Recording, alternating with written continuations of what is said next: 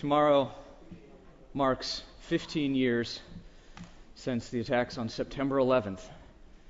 It's a remarkable anniversary. I was thinking actually last night about it. I was listening to a program on Fresh Air, an interview with some folks covering Syria, and they were talking about that they have experienced, or their perspective is that the standards by which we conduct ourselves, even in armed conflict, some of the lowest of human interaction, that the standards and the decency with which we have conducted ourselves have eroded since the 1970s, that September 11th, the violence that we experienced that day, is really, it's a function of our world falling apart a little bit from that standpoint. One interesting piece we have in this week's Torah portion, Shoftim, are rules governing warfare and conflict. We have a lot of different rules, and Rachel's going to talk about some of those rules, but I thought I would take a moment on some of those rules of conflict.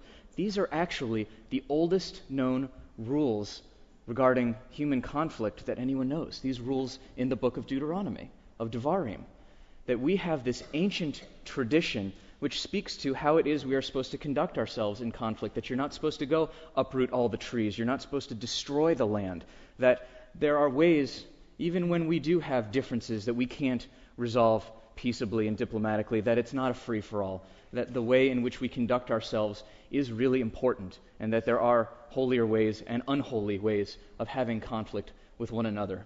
The fact that there are rules, there are laws, there are pieces that govern us, even to this day.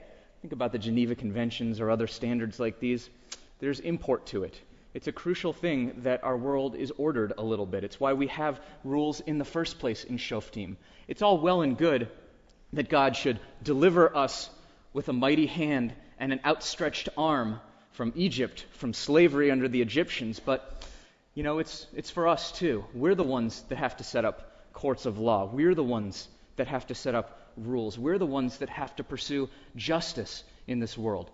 We are partners with God, for sure, in this work of creating justice, of finding justice in the world, but it's upon us to find that justice and to work toward that justice. That anniversary of those attacks of September 11th, which very much remade our world that we live in today, let that serve as a reminder to us that we do have rules, we do have laws, and it is upon us to bring them into the world, to create justice, to create wholeness, to create peace, and that the consequences are terrible when we do not.